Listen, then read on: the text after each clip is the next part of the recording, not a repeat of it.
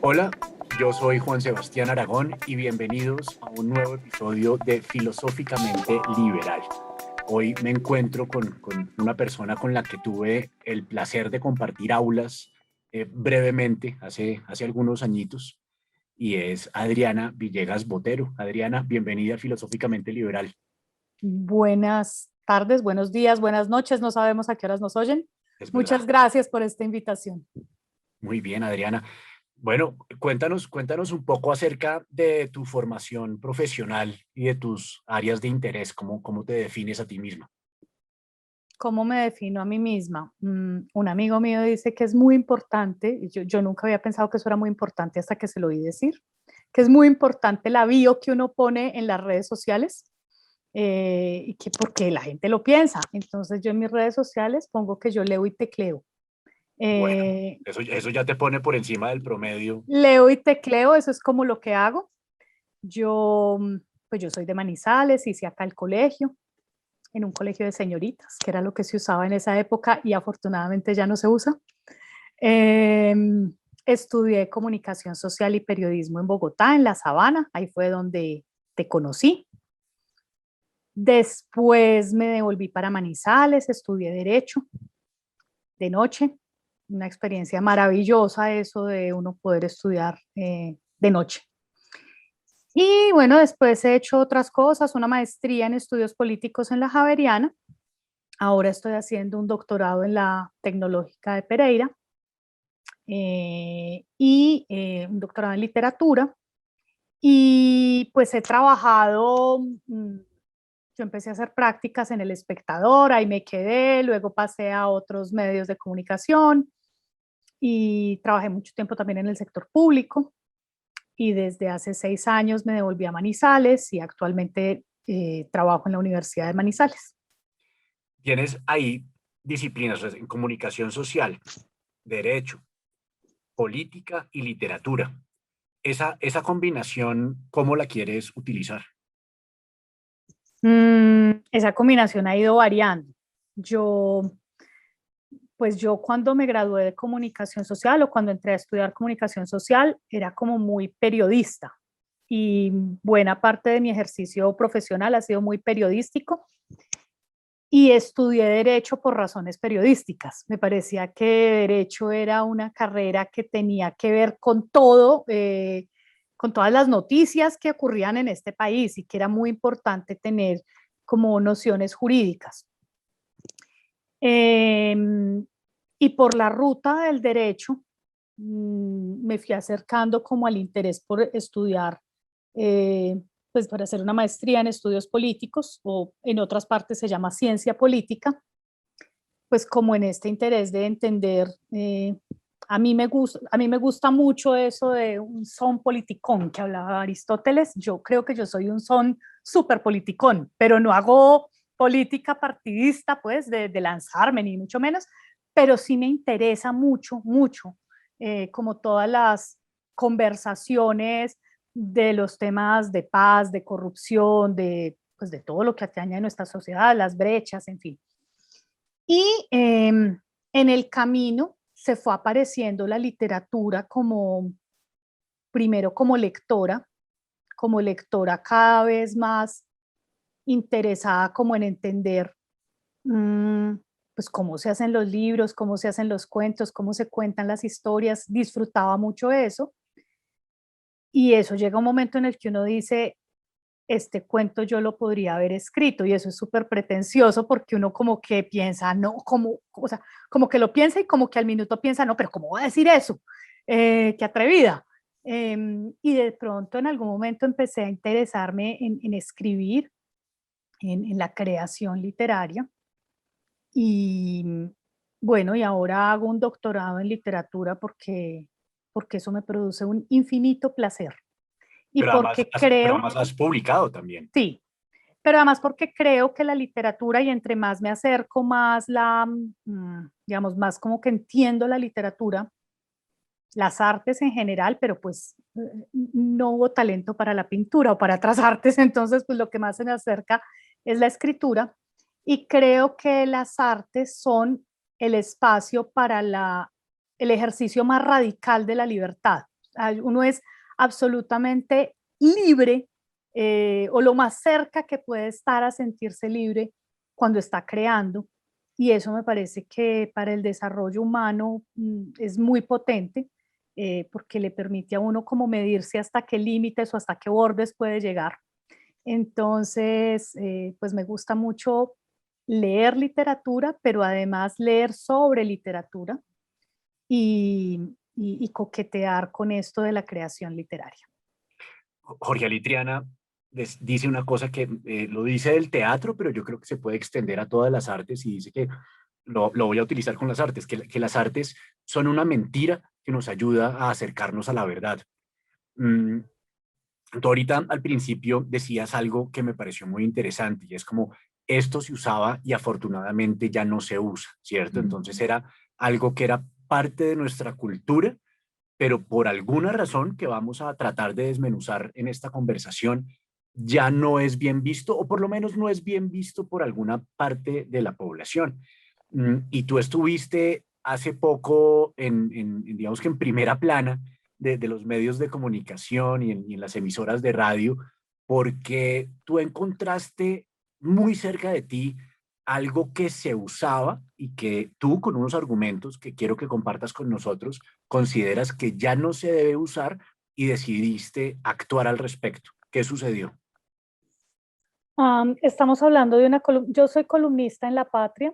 eh, Escribo una columna de opinión cada 8 días. La Patria es el periódico de Manizales. Me siento muy contenta de escribir ahí. Y yo escribo una columna todos los domingos. El año pasado yo vivo en una casa que es al lado, pero al lado es como dice la canción, al lado, justo al lado del batallón Ayacucho, que es el batallón de Manizales. Y el año pasado se dio como la casualidad que yo había visto, no sé si por Facebook, por Twitter, por algún lado, vi una campaña de UNICEF, un video que esa campaña se titulaba No es broma, es violencia, sobre es una niña que está oyendo una conversación pareciera como el papá y un tío, como pues dos hombres adultos que se refieren en un tono muy displicente y muy burlón a la que parece ser la mamá, ¿cierto? Sobre la que parece ser la mamá, y como en un tono muy, muy sarcástico frente a las mujeres. Y esa niña está escuchando eso y pues esa niña está creciendo con ese lenguaje totalmente normalizado que es violento hacia las mujeres. Bueno, yo vi esa campaña, me llamó la atención, ese día hice otras muchas cosas, en fin, y esa noche estaba yo aquí en mi cuarto cuando empiezo a oír a los soldados, como ya los había escuchado otras muchas veces, de hecho yo ya había escrito otra columna sobre ese tema, los oí cantar unos cantos que tienen un lenguaje que me parece que es profundamente denigrante hacia las mujeres, también hacia los hombres, porque es que no puede ser que, pues no creo yo que el género masculino en general se sienta cómodo con un lenguaje así, que estamos hablando de tu madre violaré, tus ojos sacaré, te enterraré, o sea, unas violencias muy fuertes, no solo hacia las mujeres, pero también hacia las mujeres. Entonces, yo escribí una columna de eso pasó un domingo y mi columna sale al otro domingo. Y bueno, yo escribí una columna que pensé será una más, porque yo ya había hablado de ese tema. Y resulta que el lunes el bloque feminista de acá de Manizales sacó un comunicado en el que le exigía al batallón una disculpa pública. Y luego un diputado, el presidente de la Asamblea, se unió y pues dio la situación de que yo había grabado esos cantos y los grabé con un ánimo ahí sí absolutamente periodístico, y es: yo quiero transcribir estas letras y no me quiero equivocar, o sea, no confío en mi memoria, nunca. Entonces, como que grabé desde acá, desde la ventana del cuarto, pues sin equipos sofisticados, nada, con mi celular. Y como tenía las grabaciones y tengo amigos cercanos en emisoras, me dijeron: ¿usted no tiene un audio? Y yo: sí, claro, yo lo tengo. Entonces, claro, al tener el audio no es lo mismo que tener la columna, o sea, la gente pudo escuchar. Y esto eran unos audios de más o menos 2 minutos, un poco más, y esto se volvió una bola de nieve que, por supuesto, en las redes sociales hay gente pues que se queda como con el titular o con esa división de las viejas feministas, canzonas, mamertas, feminazis, o los militares están locos y todos están paranoicos y todos son matones. Bueno, pero más allá de, de esos extremos, a mí me interesaba poner una conversación en la mesa y es conversemos sobre cuál es la formación que están recibiendo nuestros militares. Esto fue después de la violación de la niña en Vera, pero fue antes de lo que ocurrió con los exmilitares en Haití. O sea, me parece que hay una conversación profunda como sociedad y es cómo se forman nuestros militares. Eh, Propuse esa conversación, me entrevistaron mucho, traté en todas las entrevistas como de llamar la atención sobre lo importante de reflexionar, no es un tema de sancionar a los 7 soldados o 15 o 25 que hayan cantado, sino eh, porque además esto lo que quedó claro más allá, el ejército en su momento dijo, son unas manzanas podridas, es unos casos aislados, ¿cierto? Pero empezaron a salir en redes sociales, sí, a mí me hicieron cantar lo mismo en Montería en el año 88, sí, mi hijo cantaba lo mismo en Buenaventura en el año 93, o sea, esto es de todos los batallones en todas las épocas, no es solo del que queda al lado de mi casa. Entonces, me parece que fue un debate interesante. Eh, bueno, y ahí sí que puedo juntar todas las cosas de las que me hablabas al principio, porque ahí sale el derecho, sale la ciencia política, sale la literatura, porque son unos textos, ¿cierto? O sea, es como la importancia de lo que se repite oralmente, porque además muchos cantos de esos, mucha gente se los sabe. Eh, y bueno, esa fue la columna que publiqué el año pasado y que se volvió viral por casualidades, porque pues uno nunca puede como prever eso. Y en tu experiencia desde las distintas disciplinas que has estudiado como mujer, como madre, como ciudadana, porque es que tú ahorita decías una cosa que yo encuentro con mucha frecuencia y es que la gente dice, es que yo no soy político o a mí no me gusta la política. Y yo creo que también es como una equivocación semántica porque están hablando de unos políticos en particular o unos partidos políticos en particular, porque yo creo que toda interacción humana es política per se, ¿cierto? Cualquier forma como uno se relaciona con las personas, con los empleados, con los jefes, con los vecinos, con la familia, todo eso es digamos que esencialmente político. O también oye uno decir, es que yo no soy ni de izquierda ni de derecha, esa es una duda que yo siempre tengo y es, ¿qué entenderá la gente por izquierda o por derecha? Porque yo veo que nos odiamos y las familias se fracturan hablando de este tema, pero yo generalmente lo que oigo son realmente conversaciones sobre corrupción, no sobre ideología, ¿cierto? No estamos discutiendo cuál debe ser el modelo del Estado, si el Estado debe tener el monopolio de la educación o no, si puede existir salud pública y privada al mismo tiempo o solamente tiene que ser la una o la otra. Entonces son discusiones que yo creo que nos convendría mucho poder ponernos de acuerdo en los términos. Pero tú como en todas en todos esos roles que describí como profesional, como madre, como ciudadana, si tuvieras que contarle, no digamos ya a un extranjero, digamos a un alienígena, tuvieras que explicarle este país en el que vivimos nosotros, de dónde venimos, cuál es nuestra historia y qué cambios estamos tratando de implementar con mayor o menor resistencia en este momento, ¿qué le dirías? Difícil, ¿no? Em, a ver, este país es un país, es un territorio que estuvo habitado por culturas indígenas que fueron en su mayoría arrasadas de una manera muy violenta en un proceso de conquista y colonización que impuso un modelo de cultura monoteísta eh, y además profundamente centralizado. Em, Claro, no soy de las que piensa que todo lo que vino de España es malo, ni mucho menos. O sea, hablo en español y amo el idioma que tengo. Eh, pero creo que nuestro origen como sociedad sí es un origen en el que unos se impusieron frente a otros y arrasaron con lo que había. No hubo, a nosotros nos hablan mucho del mestizaje, pero una cosa es el mestizaje, no sé, étnico, pero no veo tan claro el mestizaje cultural cuando hubo una imposición de lengua y religión tan avasalladora.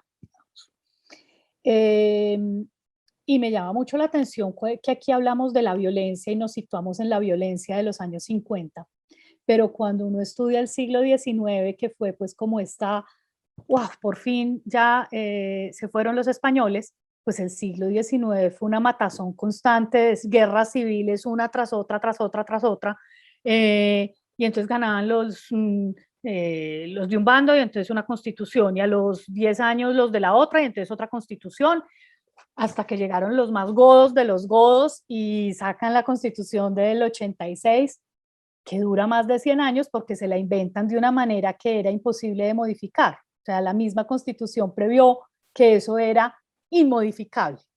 Eh, Somos un país con una riqueza muy grande en materia de, digamos, de biodiversidad.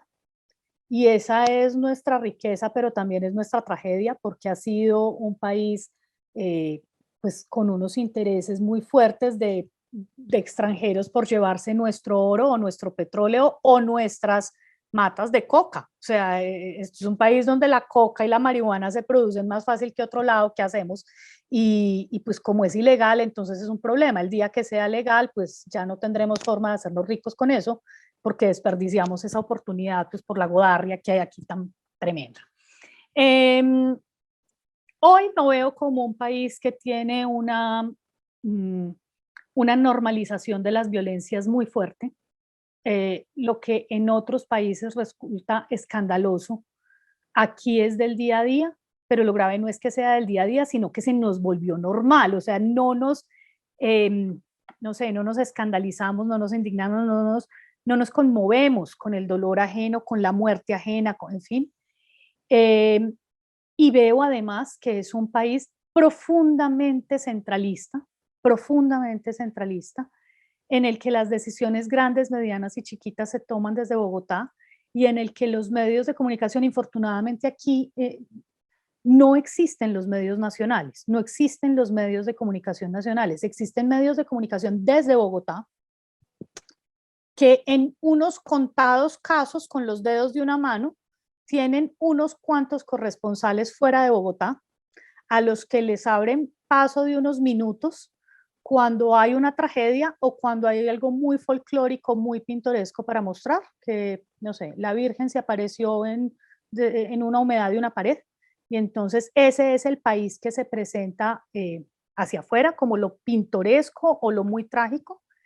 Eh, y entonces, pues hay todo un país por fuera de Bogotá que simplemente no se ve, no existe, no importan las decisiones y tiene una profunda exclusión que a su vez es, me parece a mí,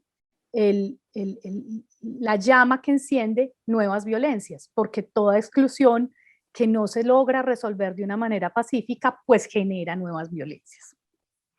Y seremos, seremos originales, porque es que yo a veces tengo la sensación de que cuando uno estudia historia, lo que uno estudia es la historia de las guerras, ¿cierto? Pareciera que la cultura se ha ido forjando a través de no de quién tiene la razón, sino de quién tiene la fuerza.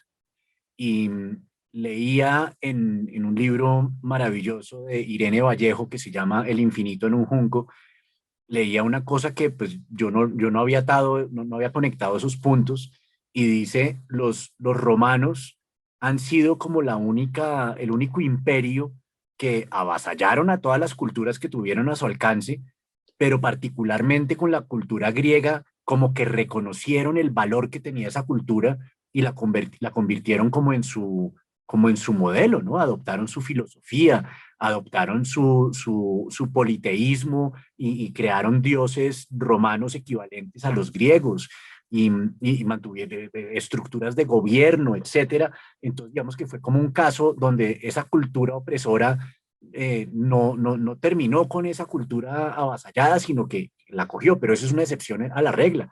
De resto, pues, sabes, como el hecho de que nosotros hablemos castellano es porque hubo un imperio español y pues hablan inglés. Gran Bretaña era el imperio donde el sol no se ocultaba, ¿no? Porque tenía territorios alrededor del planeta. Y yo a veces, no sé si lo que voy a decir sea políticamente incorrecto en estos tiempos del imperio de lo políticamente correcto, pero yo siento que a veces satanizamos a Hitler por haber intentado hacer lo que hicieron el resto de monarcas y emperadores europeos durante siglos, ¿cierto? Simplemente que Hitler no lo logró con Europa, pero lo lograron los ingleses en todas partes, los españoles, los portugueses, los holandeses, lograron hacer eso en todas partes y como ellos son los ganadores, entonces la narrativa que tenemos es no de asesinos, sino de conquistadores, ¿no? De grandes héroes que Magallanes le dio la vuelta al mundo y Colón nos trajo como decías tú, el idioma y la religión. Entonces, ese tema de la narrativa, ¿no?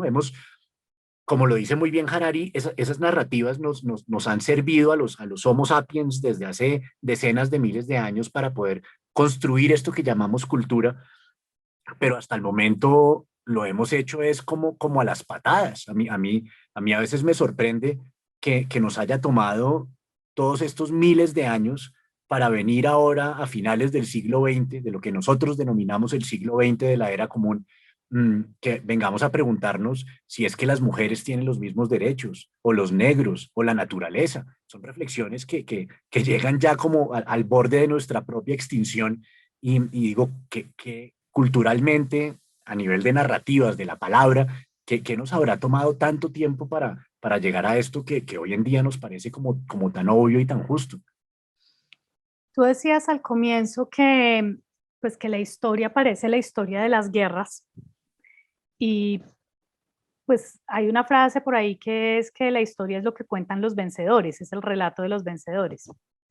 Pero además creo que es el relato de las guerras, porque los que han hecho la guerra normalmente han sido hombres que han sido los que se han encargado de construir los relatos más visibles. Eh, el mundo de las mujeres históricamente ha sido el mundo de lo doméstico, y lo doméstico hasta hace muy poco no era objeto de interés. Por eso a mí sí me parece muy poderosa esa idea de lo personal es político que reivindican las feministas, y que le da valor a lo que ocurre en el oikos dentro de la casa y no solo a la polis. Tú al principio tú mencionabas también como ese equívoco con lo político, y lo político pues viene de la polis, pero la polis era los ciudadanos, o sea, todo el que hace parte de una ciudad en principio es un ser político porque está dentro de la polis. Pero cuando nosotros nos referimos a no soy político o no me interesa la política, normalmente se está equiparando lo político con lo partidista, que es una reducción de la visión de lo político, y ni siquiera con lo partidista, sino con lo electoral, que es un día cada 4 años, en fin, entonces es una reducción tremenda del concepto de lo político.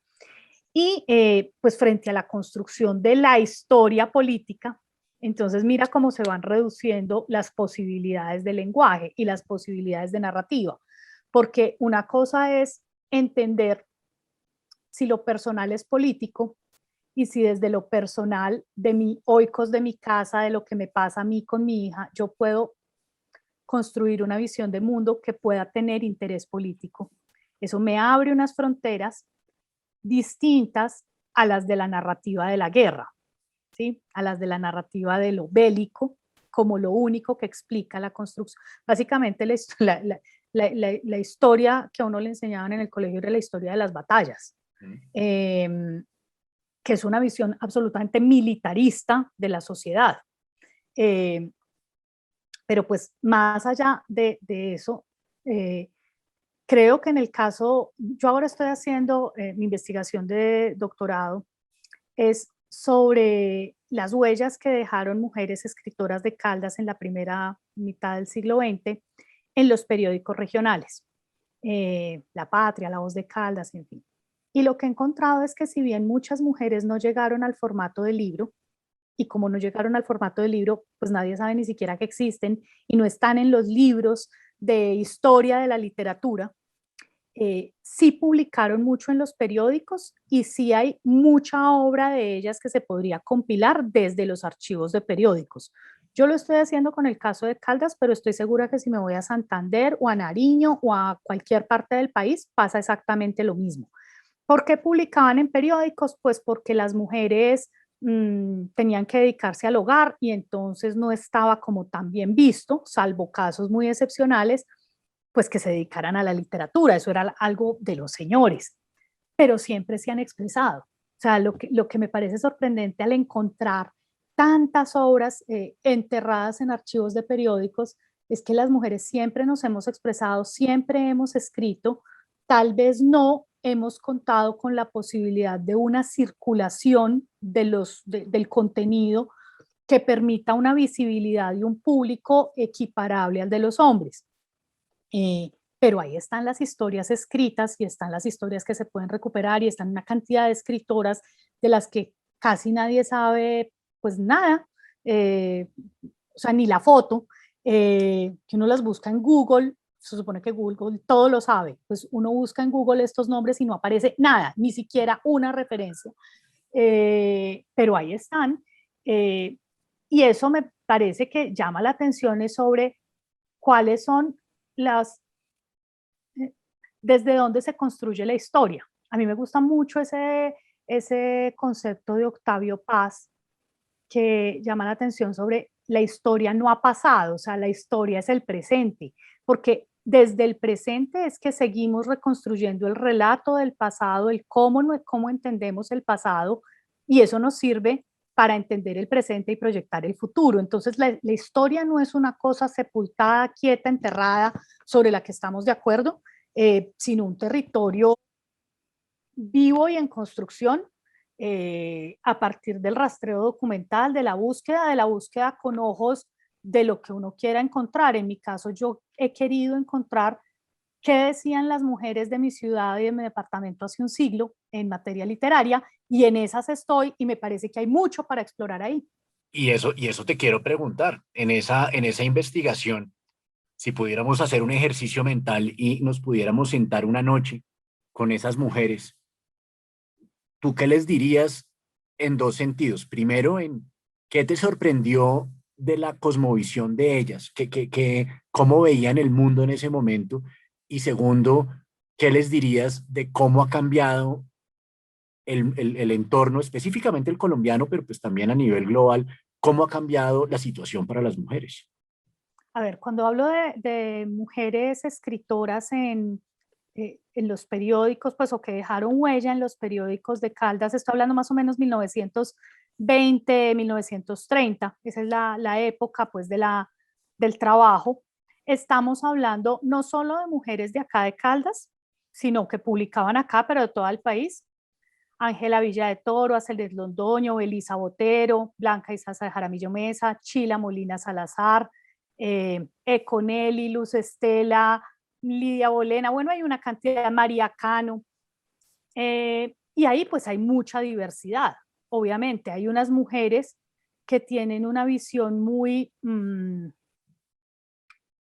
de el hogar, el rol de la mujer como el aglutinador de la familia, los valores, la tradición, y hay otras mujeres que se plantean como una disrupción de esos valores tradicionales, ya hace un siglo.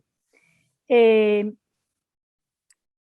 Hay unas búsquedas estéticas en algunas. Uva Jaramillo Gaitán, por ejemplo, me parece a mí que es una autora que debería estudiarse más. Tiene muchos cuentos. eh, Cuentos en una época en la que, por ejemplo, acá no había todavía salido la primera novela publicada por una mujer en un libro. y ella estaba escribiendo novelas, ¿Y porque varios de tú los... sabes cuál es ese hito? ¿Cuál es el primer libro publicado por una mujer en Colombia? Aquí en Caldas, Natalia Ocampo de Sánchez publica en el 37 una novela que se llama Una mujer, en el 36, perdón.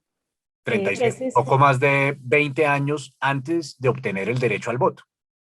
sí, de hecho, pues en el siglo XIX Soledad Acosta de Samper publicó novelas, en fin, pero no era, digamos que cuando uno habla de las mujeres escritoras del siglo XIX, siempre sale Soledad Acosta de Samper y otras, pero realmente esas otras son 4 o 5 que llegaron a publicar en formato de libro. No era tan común. Aquí en Manizales está el caso de Agripina Samper, de Agripina Montes del Valle, perdón, que publicó un libro de poemas en el 1870 y pico, su único libro, prologado en un prólogo larguísimo que se llama Las sacerdotisas de Rafael Pombo, el de la pobre viejecita, y es un prólogo hermoso porque Rafael Pombo explica por qué hay que leer mujeres, por qué es importante leer mujeres.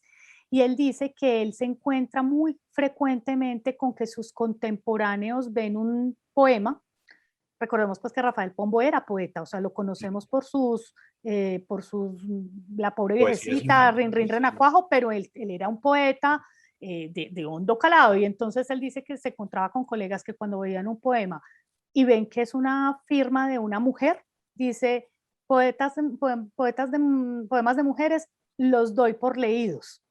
Entonces, como un rechazo inicial que él en ese prólogo al libro de poesía de Agripina Montes llama la atención sobre la gran cantidad de mujeres que hay escribiendo, y por qué hay que leerlas. Pero mira, estamos hablando de un libro de hace mal contados 150 años y seguimos en las mismas, seguimos hablando de, hay muchas mujeres que escriben, hay muchas mujeres que publican, pero cuando se hacen esos estudios de consumo, de recepción, mientras que a los hombres los leemos hombres y mujeres, a las mujeres nos leen en una forma muy significativa y salvo excepciones de autoras, principalmente las mujeres. A los hombres les cuesta todavía vencer ese prejuicio, quizá inconsciente, de ir a comprarse un libro de poesía o de narrativa de una mujer. Pero quisiera digamos que detenerme en un punto. ¿Seguimos en las mismas? O sea, digamos que hay un libro de un sueco matemático que se llama Hans Rosling, donde, al igual que Steven Pinker, como que descubre que la narrativa actual es que hay mucha gente que cree que estamos en el peor momento de la historia. Y tanto Rosling como Pinker van y miran los hechos, y lo que los hechos les dicen es no, es al contrario. En todos los vectores, la situación ha ido mejorando y puede que todavía falte mucho camino por recorrer, pero las cosas son distintas hoy a como eran hace 50 años. Incluso Pinker lo resume en una frase que a mí me gusta mucho, y es: el conservador más conservador de hoy en día es más liberal que un liberal de hace 50 años, ¿cierto? Entonces, como que ha habido cambios culturales que ya también vamos a hablar de eso. Los cambios culturales son insoportablemente lentos, ¿cierto? No hemos podido acabar ni con el machismo, ni con el racismo, ni con la homofobia. Eso es lento, pero creo que sí estamos viviendo en un mundo, y lo creo basado en una evidencia, que estamos viviendo en un mundo en el que hemos avanzado algo. Entonces, te pregunto, ¿seguimos en las mismas? No, yo estoy de acuerdo contigo. Yo no, una vez escribí una columna que hablaba de eso, de yo no soy de las que pienso que todo pasado fue mejor. Yo no creo eso. Eh, y pues lo digo, digamos, desde la medicina, desde muchos aspectos, las comunicaciones, en fin, creo que tenemos una calidad de vida hoy que se refleja en una expectativa de vida, de años de vida, que no es comparable con la que tuvieron nuestros abuelos, ni la de nuestros abuelos con sus abuelos, y en fin. Dicho eso, claro, hoy en día hay muchas mujeres escritoras, para irnos al caso que estábamos hablando de la literatura, y además muchas facilidades de acceder a lo que escribieron las mujeres del pasado. Antes, pues es que recordemos que durante muchos siglos solo escribían los hombres. Lo normal hace 150 años es que las mujeres fueran analfabetas, no iban al colegio, se educaban eran los hombres. Y las mujeres antes de ellas que lograron alfabetizarse era porque eran religiosas. Y por eso Sor Juana Inés de la Cruz se hizo monja, porque quería dedicarse a eso y entonces entendió que si quería escribir, pues no, mejor dicho, que el futuro que le esperaba era ser mamá de muchos hijos y que si quería renunciar a eso tenía que irse de monja. Y esa fue la vida de Sor Juana. Entonces, creo que, claro, hay muchas facilidades de acceso, de circulación. Hoy se produce mucho texto, bueno, regular y malo y pésimo, y a veces en esa sobreabundancia es muy difícil ubicarse, entre otras cosas porque la cantidad de libros que salen en un año pues no alcanzan 3 vidas para leérselo, entonces también toca hacer un ejercicio de curaduría informado, pues de todo esto que va a seleccionar.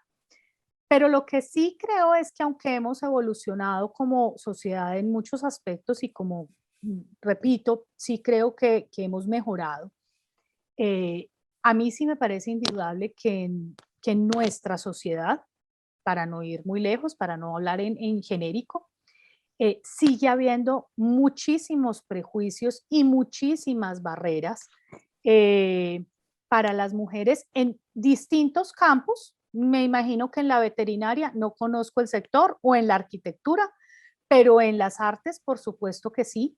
Y lo pongo con un ejemplo.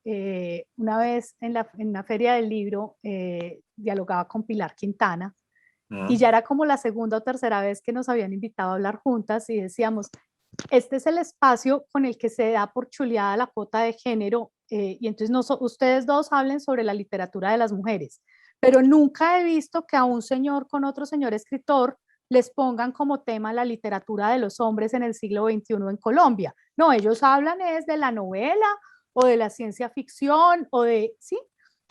Entonces, pues el día que dejemos de hablar de la literatura de las mujeres es porque ya logramos que se nos normalizara en otros aspectos, como puede ser, no sé, la narrativa, los cuentos cortos, el microcuento, cualquier cosa en la que podamos decir las mujeres, distinto de hablar de las mujeres. Bueno, ahí me abres la puerta a un tema que a mí me parece como de los temas más complicados de la actualidad y que me parece que es un tema que hay que cogerlo con pinzas. Em, pero ahí me quiero devolver un poquito antes de entrar en ese tema espinoso a algo de lo que inició esta conversación y es, tú decías algo que a mí me parece muy valioso y es eso que de lo que tú hablaste en la columna y que se volvió tema del día en las emisoras a nivel nacional y era lo de los cantos del ejército. Tú decías una cosa muy sensata y es, no se trata de castigar a esos 14 muchachos que estaban cantando eso, porque es que ellos no se inventaron la canción y ese no es el único batallón del ejército colombiano donde se cantan canciones así o más espantosas y ese no es el único ejército del planeta donde se cantan esas canciones. Yo creo que si uno ve cualquier película de esas maravillosas de los 80 o de los 90 como Full Metal Jacket o Platoon o cierto, o Nacido el 4 de julio, uno va a encontrar cosas que nos van a parecer tremendamente incorrectas políticamente hoy en día, ¿cierto? Y estamos, digamos que con esa necesidad de entender como, oye, ven, no me digas que son solamente unas manzanas podridas y no resolvamos el problema castigando a estos 14 muchachos, sino que miremos, tengamos la conversación de por qué somos así, porque, digamos, imagínate un ejército donde los soldados sean formados en libre pensamiento y libre debate. Un ejército así no llega ni a la esquina. Un ejército lo que tiene que formar, una cosa que me parece que ojalá logremos terminar lo más pronto posible, la función de un ejército es empuñar las armas. Y es empuñar las armas originalmente contra otros países. Lo que pasa es que aquí en Colombia hemos tenido una situación de orden público tan compleja que tenemos una situación que yo creo que en muy pocos países se debe dar y es que no hay ningún ejército que haya matado tantos colombianos como el ejército colombiano. ¿cierto? Ni el ejército de Perú, ni el ejército de España, ni el ejército de Estados Unidos. No hay ningún ejército que haya matado tantos colombianos como el mismo ejército colombiano, por unas circunstancias que la gente me va a decir, sí, pero es que eso es una perogrullada porque es que está el narcotráfico y está la guerrilla y están los paramilitares, etcétera. Entonces, bueno, listo, miremoslo en contexto.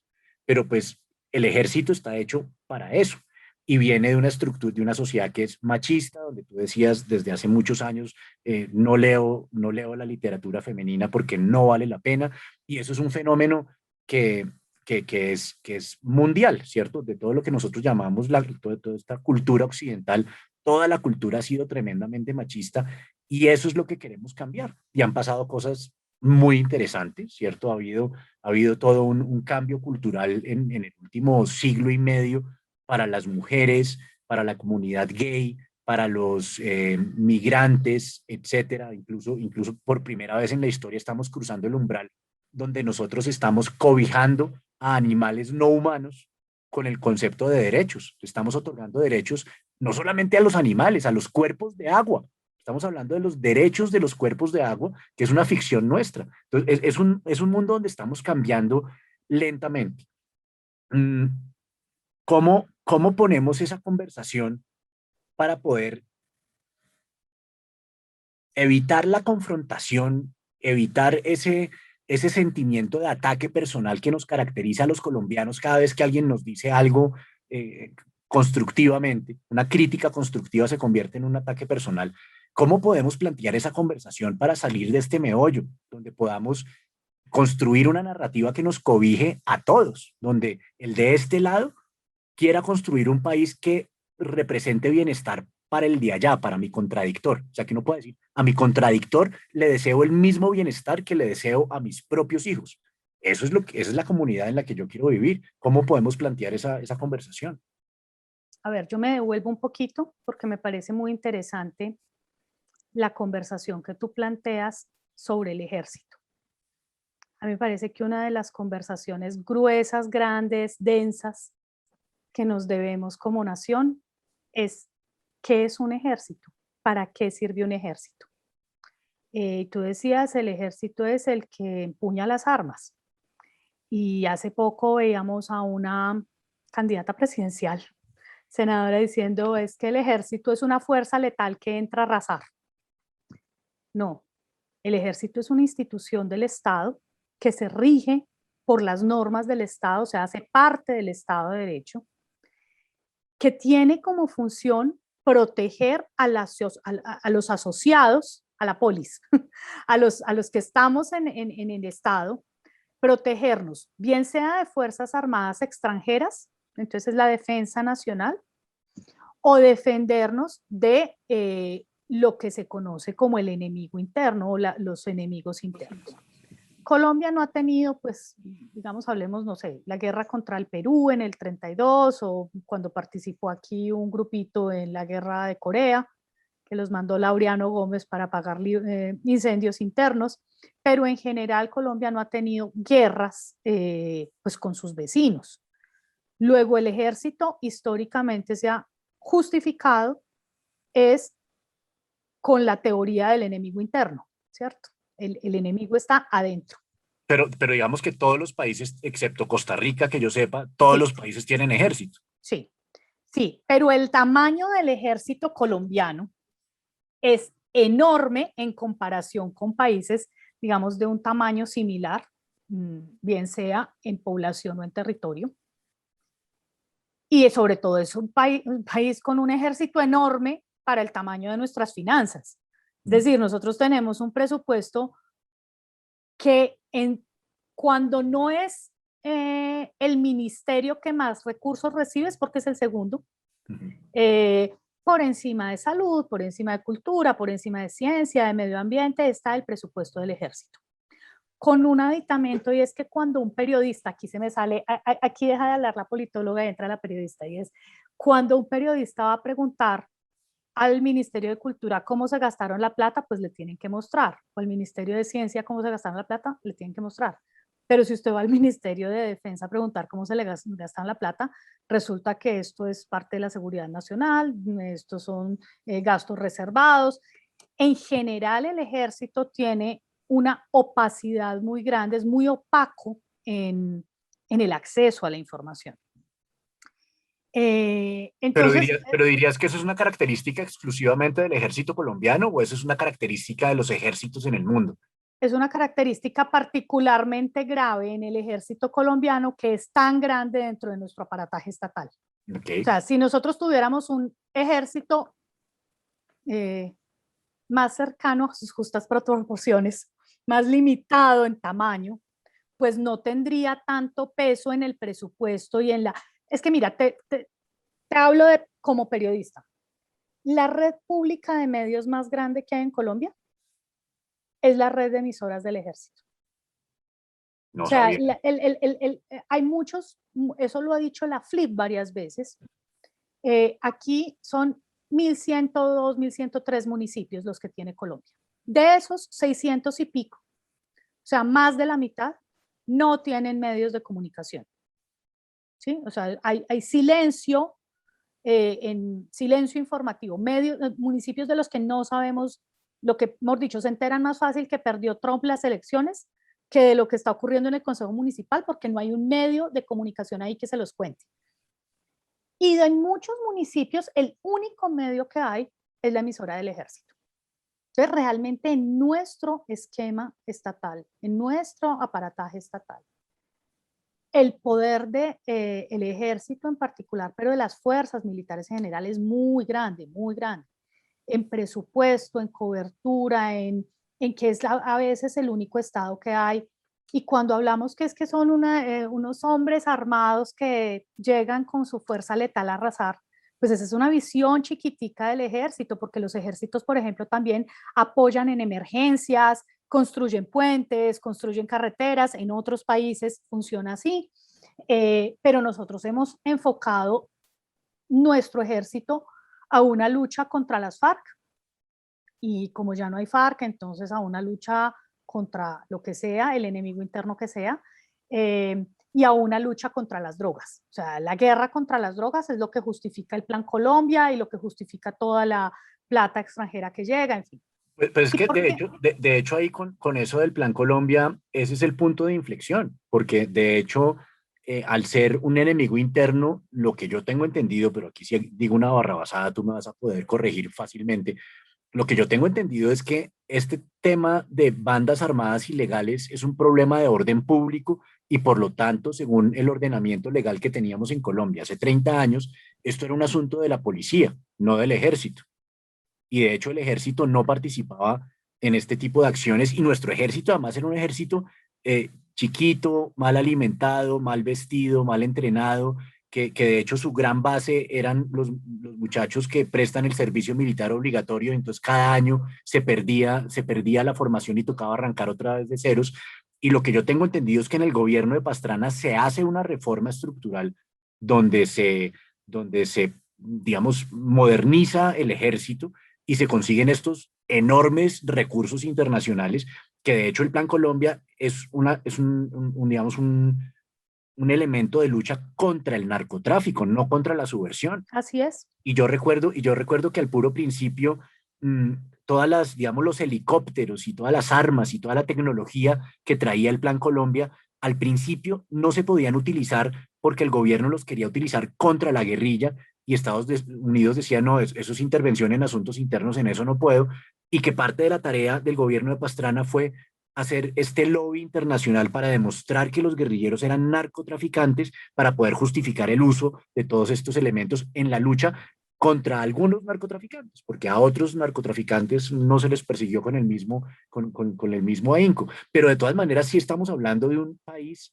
que enfrentó, por un lado, las FARC llegó a tener un ejército irregular de 30.000 personas y los paramilitares otros 15.000, 20.000. Entonces, digamos que realmente sí teníamos en nuestras manos un problema muy grande de resolver de orden público pues, digamos, nosotros decidimos resolverlo por las armas. No sé si hubiera podido resolver por otro camino.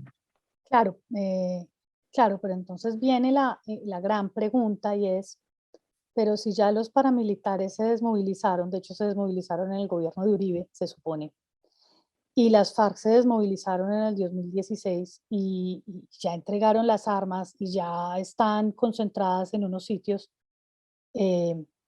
porque necesitamos todavía un ejército de este tamaño tan grande, con este presupuesto tan grande, con servicio militar obligatorio. El servicio militar obligatorio Uribe, en el primer Uribe, o sea, en el del 2002, que él lanzó un programa con 100 puntos, uno de sus 100 promesas era eliminar el servicio militar obligatorio. Y después vino Santos y propuso, o sea, la misma promesa. Y seguimos con servicio militar obligatorio. Reformar el ejército es una de las, yo creo que es la cosa más difícil que hay en nuestro estado. Es un poder muy, es un poder muy grande y por eso, mira, yo te decía ahora que pues yo estaba dedicada a esculcar archivos de prensa. A mí me gustó mucho un trabajo que hice hace 2, 3 años, que fue una crónica que publiqué en El Malpensante, que se llama Galarza, el primer silenciado. Eudoro Galarza Osa era el director de La Voz de Caldas y fue un periodista de acá de Manizales que en el año 38, en el periódico que él dirigía, un periodista, no él, publicó una noticia que era que en el batallón Ayacucho, o sea, mis vecinos, el comandante había castigado a un soldado, le había pegado un golpe y lo había lanzado desde un segundo piso. Entonces publicaron esa noticia y al otro día, a los 3 días, van del batallón, va el comandante y dice que eso lo tienen que rectificar. Entonces Galarza le dice, pues, ¿qué del texto es lo que es falso para rectificarlo? No, todo es cierto. Entonces, ¿qué es lo que hay que rectificar? No, esto lo tenemos que arreglar. Entonces Galarza le dice, bien pueda, accidente, si ahí está la máquina de escribir, bien pueda, escriba. Y el militar desenfunda su arma de dotación y le pega 3 tiros a Galarza, lo mata. Y Eudoro Galarza Osa se convirtió en el primer periodista asesinado en Colombia por el ejercicio de su profesión, y lo mató un militar del batallón Ayacucho. ¿Por qué cuento esta historia y por qué además la conté pues hace apenas 2 años en El Malpensante?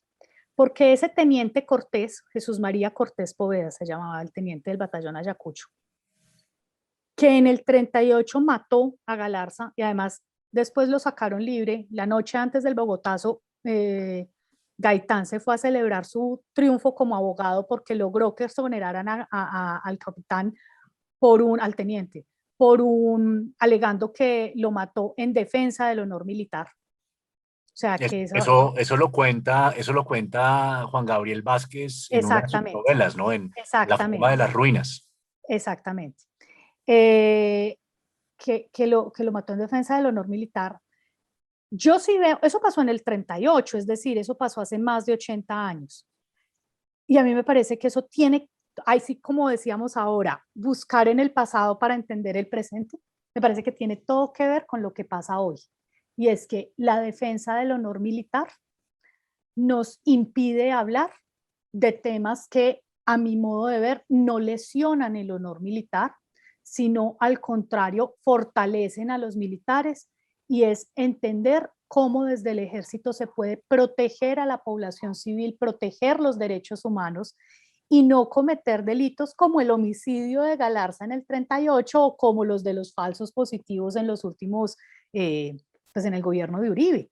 Eh, yo sí veo que ahí hay un hilo que muestra cómo hasta qué punto, o lo que escribí el año pasado sobre los cantos, cómo se vuelve imposible o muy difícil hablar de ciertos temas que tocan al ejército, porque entonces eres antipatriota, no amas a nuestro ejército, estás manchando la imagen de los militares, cuando al contrario, yo creo que Colombia se merece un país, se merece un ejército pues que sea digno del país, digno porque respeta a la población civil, respeta los derechos humanos, se mueve dentro de un Estado de Derecho, no por fuera del Estado de Derecho o al margen del Estado de Derecho, y por eso creo que esas conversaciones son importantes, las conversaciones sobre el presupuesto, las conversaciones sobre si nos volamos o no la frontera para matar A Raúl Reyes. al Mono Jojoy, en fin, o sea, A Raúl Reyes, que cruzaron la frontera con el Ecuador. Entonces, ahí hay unas conversaciones, que son densas, que son pesadas, pues sí, pero hay que darlas, porque si no, vamos a seguir en una espiral de violencia en el que, amparados en el honor militar, hay una cantidad de cosas sobre las que no se puede hablar, y resulta que cuando uno revisa los libros de historia, tú hablabas de Juan Gabriel Vázquez, pero pues hay muchos libros, de hecho desde el siglo XIX, a mí me gusta muchísimo la obra de Rafael Baena, porque es una obra que se centra en las guerras civiles del siglo XIX, y pues lo que se muestran son una serie de atrocidades de los ejércitos, todos los que están, o sea, los bandoleros, como se han llamado pues en la narrativa, pero también los ejércitos regulares, que me parece que no hace daño y al contrario es muy sano poderlas conversar.